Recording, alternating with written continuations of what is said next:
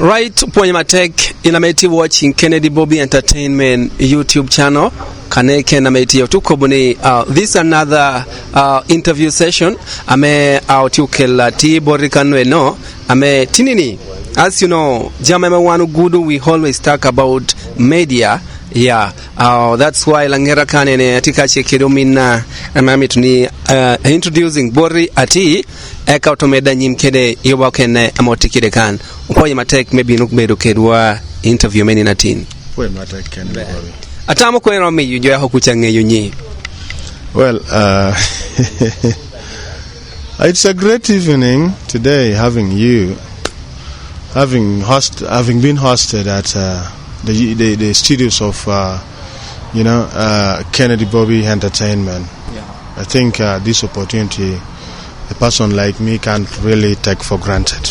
Wow. I thank you so much. For a wonderful opportunity. In as far as introduction is concerned, I'm Luani Joseph Ekol.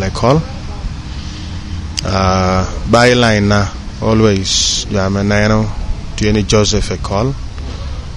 Bedo Achoamut me the Vision Group. Vision Group Jawa kitamani anke da bear New Vision Rupen Papa Ragi Radio Rupen Gicha Kedada platforms to chok pier yaw bear dong man and the Vision Group. Anati best Lao Subregion at the same time Anabedo acting when you're interim chairperson may allow Digital Media Association. Allow Digital Media Association be younger chela me chukelo karachel chuamu Dutch ke media organizations platforms ame jokwano website ngogni ene again pe printing pe log gina log to kelo ame na Kennedy Bobby Entertainment is of course one of us. Thank you. Yeah. Apart kachi kinemano tamuti do wori kukomloki kukome. We understand irionge tukenda metipa shilao kanene ame manotia lungo Lango United Journalists Association ame kopero bedo trending tutwal on social media kopo bedo trending on different radio stations medukachi kidepo paramogo ame uniang ni unujutia yikuyiha. But at the moment, yeha morki ken name nyoa dwogi me yera ame joko jotia yiku dushu put ponen, and that's why kwenye as one personality ameti ya kina team ameti ye kunasha meko clarifying but wango amepetia timere iya rionge talajo ko ni pechungi eni endom petia chungi. Well, Kennedy Bobby Entertainment, I met a background and a very newsroom. I charge with radio stations at Papat and Namati Lao and beyond, Lao sub-region. Before they are sticking to Adonye Vision Group artists, sticking to them. I think it is now my 11th years in the newsroom as a journalist in the department of editorial, that is to say news. Karana donyo onwodoti adonyo kede media tira in active practice onwodong rionge tamo Luoni Lao United Journalists Association Luja tia existing under leadership of some individuals. We thank them so much. The likes of Adson Aponyo, the likes of Francis Ogamawany, the likes of Nancy Ubita, those days, Uber Chairperson. Keredong Jokano Kanamedang, Mogoda put dang tie, leadership, Luja, Ikaraman. Well, along the way, trend make it me tell Lao United Journalists Association about what kede. Nu pebe bear swal. Check around 2013 to nu kede na to 2013, 14, 15 kano. Tedo binu na hisawane. One of in that period. Well, association ubinu be bedu kanu be bedati la kan bala a white elephant jokan ko kani ti kakanu kanye keken eto kita meti mere kede kita meti mu ke jami mere tema me pe konyo to alkor jame obedo jame subscribing to it kire jame dong ener yonge ti chung kere nyingi ame obedo ocho amut nyotich me media man omiyo jamo bina to alle wax yonge an dong jamo don into practice yonge an ni tunu ke na cha na tie lokke pot pe de fil ni pot pe gino nu ginar poteno gine bera ngo bera yonge to lo ni lo jane because of one en ni beru giname tiwle yon ko yonge torame ti ka amanu ame teacher direction na teacher particular omiyo jawa po beru ke mirata hata hame miratek me tamani taking part in it okay. Kaineno is it loja enana how much adwong lo bini lao kan o parading gini their members kide. Yeah. Well, adwong lo bini lao I must tell you ne program amonu adwong lo be ubini ye anutie unubere a national arrangement. It was under directly a national arrangement whereby uchoamuta ma obedu kede kare me worwate kede adwong lo kede covering activities about part me president obedu kede ila it work penya part me la kan ubedu not necessarily members Mela United Journalists Association. Okay. So which mean Oberuka is just a matter of subscription. There are some journalists who may subscribe to Luja, or it's a must ni kado yinibedu journalists ameti operating ilao yindo idon automatic. Well, kati chelemono akobni lemon aram kobni every Luja member is a journalist, must be a journalist, but not every journalist is a Luja member. Because by the member, Luja just like any other association or organization or entity, one becomes a member through subscription and meeting other dues like registration and subscription. Okay. So you should be the members United Journalists Association. So that is why I was telling you Luja tie eto kaineno uchoamu jameti media members of media fraternity la kan to about 400 plus eto kaineni chani composition ne Luja to about I don't but fully paid members. Okay. As of today kadwa we are petty I will call nuti around 50 people. Wow. Kere jo kana mo cholo subscription ginuchu nu try better dong around 60 to 70. Okay. And yini panya ni ngwaru shurushu mara won much better. Well, how has it affected election? Yeah. Well, election neluja majel around ya chake mwahani ene wano cho amut melang kan jo ametamu pe anyim metichwani ame paro pe tichwani tamu ni mirbet kere igufu me advocating for our people, me mobilizing for our people, me dialoguing with various organizations. I'm employing media, me dialoguing for the welfare of the journalist and promoting professionalism in the industry. We sat together and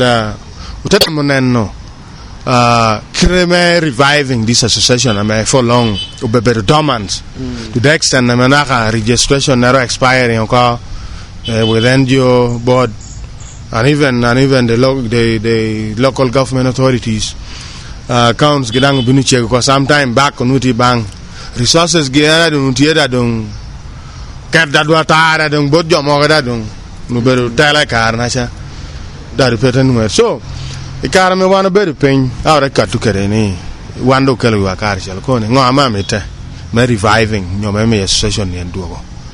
And we look at a number of things. First of all, get the structure, leadership structure, make it clear. Because you can do better. Couldn't time get off office that don't know expiring. In fact, Luja was nothing come the Kodekar. I could say, etika kenying or back it a white elephant in a could be. So when we sat down, Ginamachela mutim about reviving a session about much renewing its registration. Utere Rapa check kamenu joker nimio ti kere karna hada po implementing a kare chel jot beri chondong tell John pedo implementing a kare chel account na no kere me do go bank accounts wa account recruiting more members of course kello ngechuramo we jo wa cho amutwa na meti best di city kan na meti yam kwania do ko kwene gini ene e dogolo amata we bring them together na how to how to recruiting ge me wa nya ko ngachel number wa ko be the team aduong jame believing in the common goal ame believing ame tamgi chechachal idao me tichacha ya muti kon kel bi ko karchel ka kel bi karchel then we advise them to enroll to meet the required subscription fees amamite neno wa mena machel no en we tried, but along the way, Jan Peter Waterba, Neno Mario, Tabet re-registering, reactivating registration, Aluja. Cado one cut to Ketamiko, Eka the Chuin Tabet Tieni, Uket Dongo, Uket Memi Yaman do you take numero cat interim leadership, Jamagamata, La Chala interim. Since most of the members are Rick John Jani. Paul Girado defying Maurado Yawa newsroom ko tida do sector to you kind Maurado Tigan Nabora Dong Tamoni Tijo de Yogi Pera Rombi Madeka teach. So that Tamoni Mir Ket Jamoro Ameramukonyo wa Cho tell why Yobame reviving this association to tame Jamana could be renewing constitution and the rest of it all. Well, we entrusted some few members. Ameobedo among us Jamati active in the media Jamati pretty active into practice. Ameo Tamani idea gino to utikere Kaker Karachi Alrome you are warring him carrying on what you out of him achieving common goal. Yeah. I'll take it again. But along the way I think Long Giono officers are more Kerugi, I may challenge interim leadership. Blame Matahata. Le Matahata. That when it's more they started, they Uchaho, the Perican Gangi, Rex and a man at a mocker, maybe. It was a good one, a good idea. We will members do some more Tamgi, Medwako, make it in our interim, Con Ketongo, installing Con Pitutunu, Chairperson, Wa, Amonubo, Patrick Hokino. One record, in the interim, in the Quebedong Chairperson. Then we put there Mario Najuang Bedume Church, the corporate newspaper, and online. Take it maybe the vice chairperson. We take it to Guinea. We take it to Boa Steward, maybe the publicity secretary. We take it to Kanu secretary, record to Mara Felix, my voice of the gospel. I can record to you, Flavia Merediwa. Maybe I can limb. But along the way, you don't back at the berry, I can jaw, I can get you don't be no back, not at the Ponyang resolution, Nariam, that the Pera to better meeting. Particular position, no, under interim. Under interim. Brooks no pack the position. Okay. But along the way,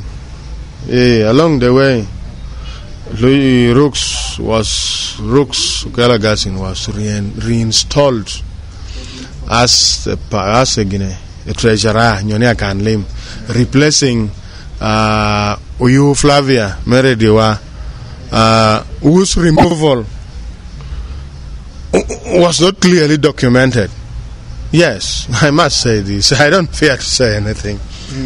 Along the way, tenung dong Patrick kendo ta operating kane unu vice da dong vanishing da come da per da resolution da do riamo kere da do enroñi ti da per da ti kana la so chaki karna cha jam pete ber wata ba jado don interim yongel wanye interim do wan pe ngeo details e du chat do po ponu gwa joga no ko ten jamo do don jado de don kanu te chakote mo jam ya lobe ke kitagendo ti umeto kere chaki process me keto concession process me mobilizing members of the media fraternity mekel ge me yugi joining luja because target what mekel cho amu duchi la ni kare chel cho duchi do ti media houses rama papa kel ge ko kare chel under this association meme yo ma chel controlling ge bere yot konyo kor ge bere yot advocating perge dialoguing for their media houses with their media houses meme ge yob welfare to you do you loja and no better session at ditamonu ramatem so along the way I think even right from the process of mobilization to concession passing resolutions so go in several meetings I want to better kede jo amenu ti interim somehow those interim members of the interim executive somehow lokonu gini better metata ha i position sa magen nu do ti ya position nu joker gi meta la tutunu eka utachak manipulating gini chaki choyo chik to chikame ame favoring gin na ye okay meme gin na ye do bedu kanu na ha auto gine uta manipulating na ha rurujo na ha gine ko kwanyo na ngolo na ha some of the positions aga per gitak kama nu tingo vital positions ame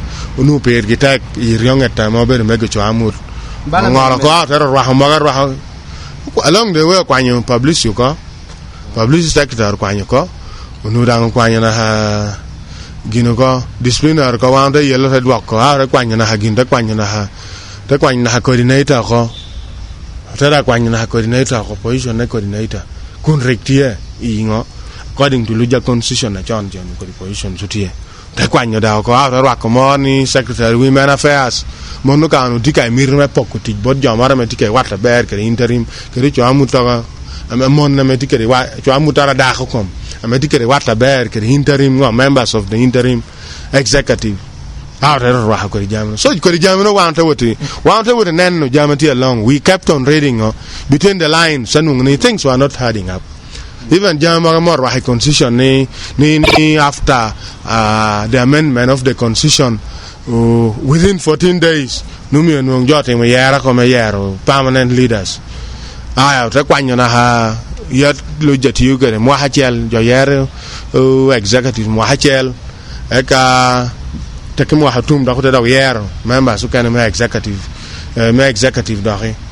One don't know that the Mondo Kwanyoko John Jem well gina kwanyo gina ko raho gina ni jadung yergi chi yara umanu mirbetieni I teach for 3 years actually no meno gina ke mwaka beach ya beach tata meno gina chaka ya beach tamen no tadwo ya beach o chaka ya beach tamen no tadwo ya beach awra men no ge tare bitaw gina ya degda do ger nga ka de ko gina me ti contract to their view.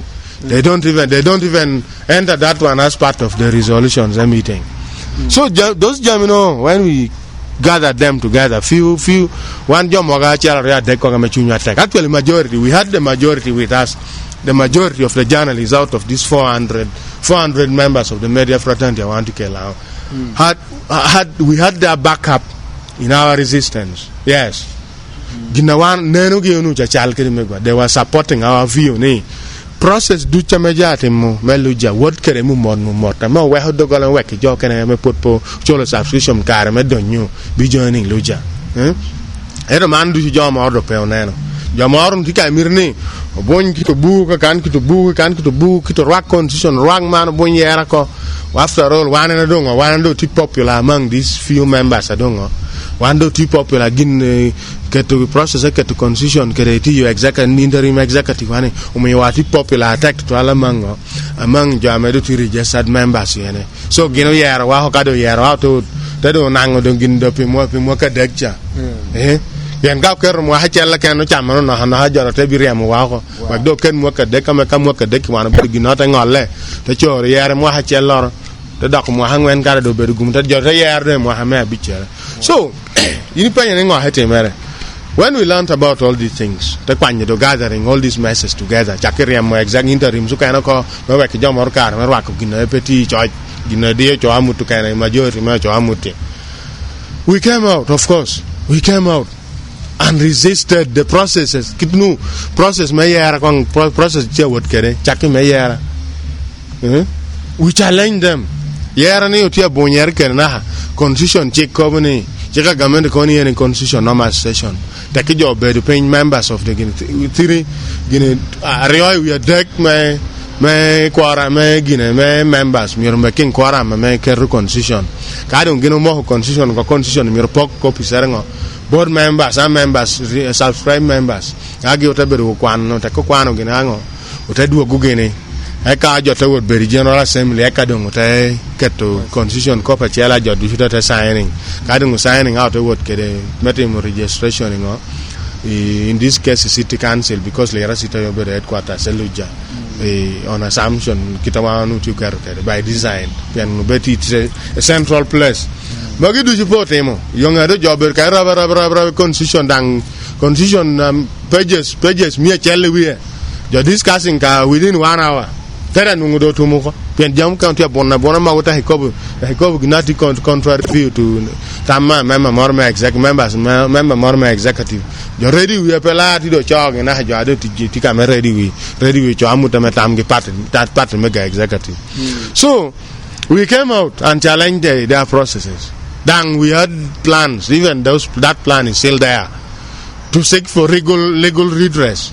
Young and young ado gonna bubu constitution ko harter constitute yo chako de worry nyim yo buyar kana members po signing constitution members do you mo cho amut men ado to outside Lera city Lera town new city pera do ngeon carry even a single clause in the constitution, but this is the person I'm not here expecting him here be deciding on who to lead him been decide be chung position no ma ko yara nang tel so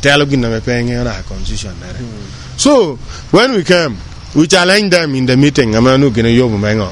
Meeting again name executives because unyangi mirigi appear teken nuti temu line up gidoko ngade beru kan ngade beru chia person ngade beru lo be ngade beru finance ngade beru ngo eka man locha lohata hata ku executive ani agine ame chemu apa whatever about series ko so we challenge them.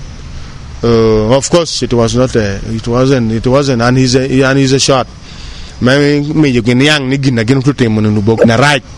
I think somehow they had to because they already form a clique. The members of executive Magda go go kwate two kelo jamoga me probably members executive and be deciding taking decision, forming part of the decision, running a session as executive mono be click formation na medunu racha mera do na media fraternity no la no lor so charamano kelo en jategina we challenge them though resistance but later when they brought him they are not rather to get na do yan illegal person I may be konyogi. Of course legal person are here. I am told a legal person be challenging John Jacob is absolutely correct. Damir Lubu Tama John do petayom daiki. So this prompted them mature Guinea executive mayor yara. But Chiara Chor put the chor mengo. Put the chor temi malakit by Jockapin. Ginagenu temu in the light. Temugin in the dark, Jotemugin apart. So no mirror get up no that here right. Nick Panka do lorry canon knocky constitution out at him amending. Kun legal officer ko ni constitution ni petia ba constitution mir major do ba major moko. Yara da bet pa. Er gi tam ni Panka get ka piece or can ya te rapu ya te gina. Menu ka kanu ken cha du por dong me favoring gi. Me gi mayo tela me association no chamuruko.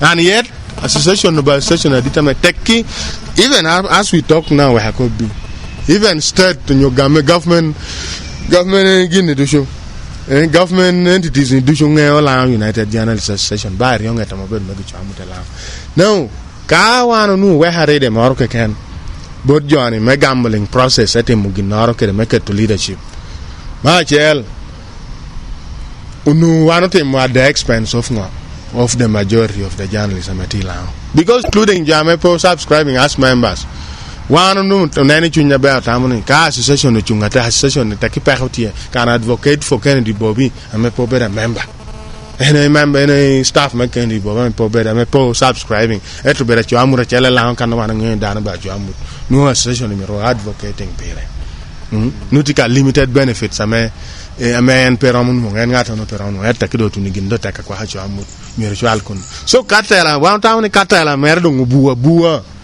process to constitution jo bua kapemeto nuong rom mara metaki anda nu rom ko ata wot ko na president ya tan nyuta didni arabe chairperson la United Journalists Association a chella me bu kelo kar chel chamun miang men ata nyuta kiti president ando nu ginara ber kunno nyoga wora nyuta bon ministry moni ana ne ya bedo tele wi chamu tela andu shu ja kwanyu gina ber kunna me ya nyoja chi meti chona ya yino ka we ber RDC to ka vele biang yani yinti tu chata toile tele chamu tela kanu ka wana te mu jami kitu nu anyima luja berepe ka anyima luja berepe nuna ha chamu ta den chan because once we are disorganized jama Paul do bin tele atamu tija mapoto twa lameti line kanene itemu kelo background medukache kede ngwa motima affecting yera ni endushu but kitamechawa tia wood kede ni atamu bino yobu interview kene kache kede